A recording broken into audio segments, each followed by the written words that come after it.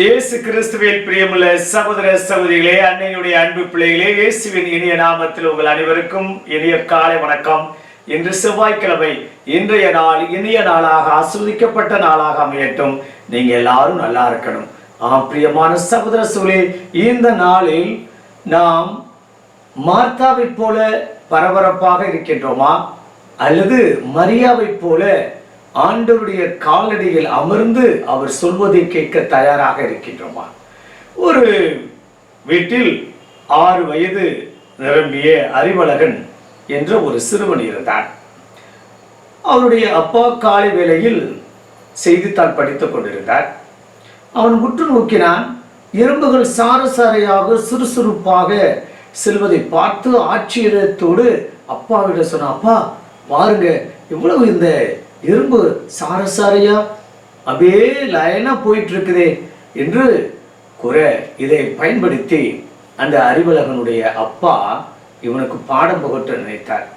இவ்வாறாக இந்த எறும்பை போல நாமும் சுறுசுறுப்பாக வேலை செய்ய வேண்டும், சுறுசுறுப்பாக இருக்க வேண்டும், பரபரப்போடு இருக்க வேண்டும் என்று கூறினாராம். சிறிது நேரம் கழித்து மீண்டும் அந்த சிறுவன் அப்பாவை பார்த்து கூறினானாம், அப்பா இந்த எறும்புகள்லாம் முட்டாள்ப்பா, என்னப்பா அங்கே இங்குமா ஓடிக்கிட்டு இருக்கு, எந்த வேலையும் செய்வது போல தெரியவில்லை, அங்கும் இங்குமாக சும்மா ஓடிக்கிட்டு போயிட்டு இருக்குதே என்று கூறினானாம். இதை வைத்து அறிவழகனுடைய அப்பா மீண்டும் ஒரு காரியத்தை சொன்னார். ஒரு சில நபர்கள் இப்படித்தான் வேலை செய்வது போல இருக்கும், ஆனால் அவர்கள் ஒரு பயனும் ஒரு வேலையும் செய்ய மாட்டார்கள், பயனற்றவர்கள். பேச்சிலேயே அவர்கள் வடை சுடுவார்கள், அதுவா இதுவா அப்படி இப்படி என்று பேசுவார்கள், ஆனால் செயலில் ஒருபோதும் காண்பிக்க மாட்டார்கள். பிரியமான சகோதர சகோதரிகளே, இந்த நாளுடைய நற்செய்தியில ஆண்டவர் மார்த்தா மரியாவுடைய வீட்டிற்கு வருகிறார். இங்கு மார்த்தா பற்பல காரியங்களில் அவர் சுறுசுறுப்போடும் பரபரப்போடும் எப்படியாவது விருந்தினராக வந்திருக்கக்கூடிய நம் தேவன் ஆண்டவரை கவனிக்க வேண்டும், குறையின்றி கவனிக்க வேண்டும், அதில் ஏதாவது குறைபடக்கூடாது என்பதற்காக ஆண்டவரிடம் முறையிடுகிறார்.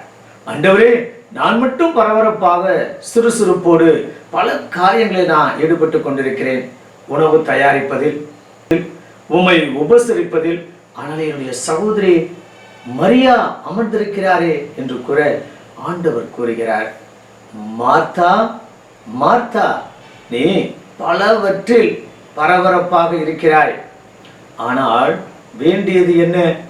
நான் உம்மிடம் விருந்து உண்ண வரவில்லை, என்னோடு நீ அமர வேண்டும், நான் சொல்வதை கேட்க வேண்டும். என்னுடைய குமுறல்கள், என்னுடைய வேதனை, என்னுடைய பிரச்சனை, என்னுடைய பணிவாழ்வுல அல்லது என்னுடைய சீடர்கள் மத்தியில அல்லது இந்த சமூக பார்வையில நான் எப்படிப்பட்ட நபராக நான் வாழ்ந்து கொண்டிருக்கின்றேன், சென்று கொண்டிருக்கின்றேன், மற்றும் நான் எதற்காக இங்கு வந்திருக்கின்றேன், எதற்காக அனுப்பப்பட்டிருக்கின்றேன் என்பதையெல்லாம் யாரிடம் பகிர்ந்து கொள்ள முடியும்? ஒரு நல்ல நண்பரிடம் மட்டுமே பகிர்ந்து கொள்ள முடியும். என்னதான் நண்பர்களாக ஆண்டவர் சீடர்களை அவர் அழைத்திருந்தாலும் சீடர்கள் தானே. குரு அத்தனை தம்முடைய சீடரிடம் எப்படி பகிர்ந்து கொள்ள முடியும்? இன்று மார்த்தா மரியா லாசர் இந்த அருமையான சகோதர சகோதரியுடைய இல்லத்திற்கு ஆண்டவர் வந்தார் என்றால் விருந்திற்கு மட்டும் வரவில்லை, அவர்களோடு தன்னுடைய உறவை, தன்னுடைய உணர்வை, தன்னுடைய நிகழ்வை பகிர்ந்து கொள்வதற்காக வருகிறார். பிரியமான சகோதர சகோதரிகளே, இங்கு மார்த்தா அவருக்கு எப்படி உணவு படைக்க வேண்டும், விருந்து கொடுக்க வேண்டும் என்பதை ஆர்வம் காட்டுகிறார். ஆனால் ஆண்டவர் மரியாவோடு அமர்ந்து அவருடைய எல்லா நிகழ்வுகளையும் மரியாவோடு பகிர்ந்து கொள்கிறார். மரியா காலடியில் அமர்ந்து அவர் சொல்வதை கேட்கின்றார். இன்று பேசுவதற்கு நிறைய மக்கள் இருக்கின்றார்கள், ஆனால் கேட்பதற்கு மக்கள் இல்லையே. பேச ஆரம்பித்தாவே ஐயோ இவ்வளவு நேரமா, இது ஒரு அருவக்கிராக்கியே, ஐயோ ஐயோ என்று சொல்லக்கூடிய மக்கள் அனைத்து நிறைய பேர் இருக்கின்றார்கள். பிரியமான சகோதர சகோதரிகளே, வீட்டுக்கு சென்று வீட்டிலுடைய நிகழ்வுல நான் திருப்பலி ஆற்றுவதற்கு முன்பாகவே என்னுடைய குடும்பத்தார் ஒரு சில நபர்கள் பூசையை ஷார்ட்டாக முடிச்சிருங்க, பூசையை சுருக்கமாக முடிச்சிருங்க, பூசையில் பிரசங்கம்லாம் வைக்காதீங்க, பூசையை இழுத்துறாதீங்க. பிரியமான சகோதர சகோதரிகளே, இன்றைக்கு கேட்க யாரும் இல்லை, பேசுவதற்கும் யாரும் இல்லை. பேச ஆள் இருந்தாலும் கேட்பதற்கு ஆள் இல்லை, காது கொடுத்து கேட்பதற்கு ஆள் இல்லை. நம்ம பேசிக்கிட்டே இருந்தாலும் அவங்க சொல்றத அப்படியே டைவர்ட் பண்ணிடுவாங்க. ஏதாவது ஒன்று சொன்னா இன்னொன்று சொல்றது, இன்னொன்று சொன்னா இன்னொன்று சொல்றது. நம்முடைய கான்வர்சேஷனை கூட நினைச்சு பாருங்க, நம்முடைய உரையாடலை நினைத்து பார்ப்போம். நாம் ஒன்று பேசிக்கொண்டிருப்போம், கொட்டுவதற்கு கூட கொட்டுவதற்கு கூட ஆள் இல்லை. ஒரு போன் அடிச்சா சொல்லுங்க ஃபாதர், எடுத்தோனே சொல்லுங்க ஃபாதர். ஒரு வணக்கம் செலுத்துவதில்லை, ஒரு நலம் விசாரிப்பதில்லை, எதுவுமே இல்லை. எடுத்தோனே சொல்லுங்க ஃபாதர். அவ்வளோ பிஸி, அவ்வளோ பிஸி. பிரியமான சகோதரர்களே, இந்த காலகட்டத்தில் நிறைய பேச வேண்டும் என்ற ஆவல், ஆனால் கேட்பதற்கு ஆட்கள் குறைந்து கொண்டிருக்கிறார்கள். நாம் அத்தனை பேரும் இன்றைக்கு செல்போன்ல மூழ்கி போய்விட்டோம்.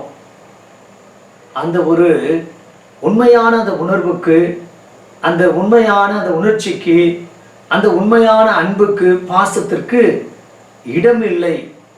கணவனோட, மனைவியோட, பிள்ளைகளோட, பெற்றோரோட டைம் ஸ்பெண்ட் பண்ணணும். ஆண்டவருடைய காலடியில் மரியா அமர்ந்து அவர் சொல்வதெல்லாம் கேட்டது போல நாமும் கேட்க வேண்டும். அப்படிப்பட்ட ஆசீர்வாதத்தை ஆண்டவர் கொடுக்கும்படி, அப்படிப்பட்ட நேரத்தை நாம் செலவழிக்கும்படியாக இணைந்து ஜெபிப்போமா? பரலோக தந்தை இறைவா, இந்த அருமையான இனிமையான நாளுக்காக உமக்கு நன்றி செலுத்துகிறோம். ஆண்டவரே, நீர் மரியாவை ஒருபோதும் புறந்தள்ளவில்லை, அதே போல மார்த்தாவையும் நீர் குறை கூறவில்லை. இருந்த போதிலும் மரியா நல்ல பங்கை தேர்ந்து கொண்டார் என்று கூறினேன். கவனிக்கணும், பேசுவதை கேட்கணும். யாரோ ஒருவர் காது கொடுத்து கேட்க வேண்டும். அப்படிப்பட்ட நாங்கள் முதல்ல கவனிக்கக்கூடிய, காது கேட்டு கேட்கக்கூடிய கணவனுடைய பேச்சை, மனைவியுடைய பேச்சை, பிள்ளைகளுடைய உணர்வை, பெற்றோருடைய அந்த குமுறலை, ஒரு சில நபர்கள் ஃப்ரெண்ட்ஸோட குமுறல்கள், வேதனை, துன்பம், துயரம், கவலை, கண்ணீர் அத்தனையும் நாங்கள் கேட்கக்கூடிய வல்லமையும் பாக்கியத்தையும் ஆசீர்வாதமாக கொடுத்து வழிநடத்தும்படி எங்கள் ஆண்டவராய் இயேசு கிறிஸ்துவின் நாமத்தில் ஜெபிக்கிறோம் நல்ல பிதாவே, ஆமென்.